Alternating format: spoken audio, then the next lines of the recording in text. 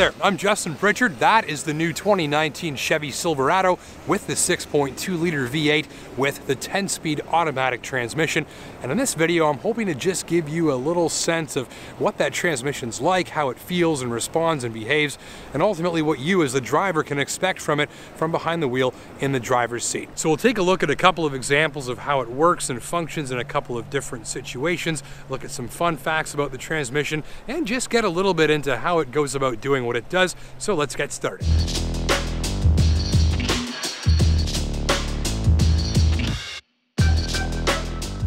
And here it is, the High Country. It's the Silverado for the shopper after all of the big stuff, including useful tech features, plenty of gadgets and clever touches, and maybe especially that big, handsome, and highly effective 6.2-liter, 420 horsepower V8 that comes teamed up with its 10-speed automatic.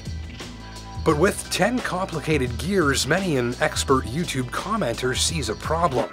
Namely, this transmission is too complex. It won't last as long. Some even warn us that a 10-speed transmission is actually pointless and that they've only been invented to cause you a major repair, so you have to buy a new truck. Right.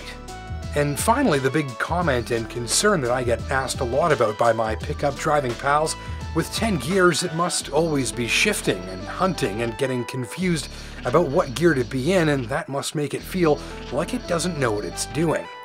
Nope, not so much at all, and here's why. Though it has 10 gears to choose from, this transmission does not use all 10 of those gears in order every time. So depending on dozens or even hundreds of variables, it might take off in second gear and then go right to fifth, then seventh, then ninth, and then maybe 10th. Other situations might use 5 of the gears or 8 of them, and in others still, all 10 gears are used, and that's whether you're gearing up or gearing down. So the point is that this transmission has 10 gears to pick from, but it's expert at strategically skipping the ones that it doesn't need. After about 2,000 kilometers and several thousand gear shifts in this test truck, I maybe felt 10 of them. It shifts smoothly, precisely, and if you're not too hard into the throttle, there's barely even enough noise from the engine to hear it shifting gears either. Add in the big torque from the big V8, which means that things are happy to move along from very low revs, and the point is that even if this transmission was shifting a lot, you'd hardly know because it's so damn smooth. In fact, I'd bet in the vast majority of your driving, you'd never even notice that transmission was even there at all.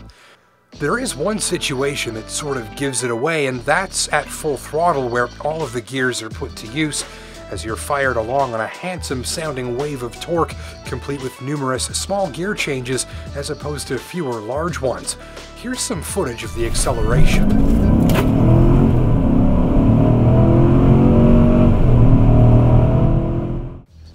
When the electric trucks take over, someday we'll be telling our grandkids how nice of a sound that gasoline engines like this big 6.2 used to make.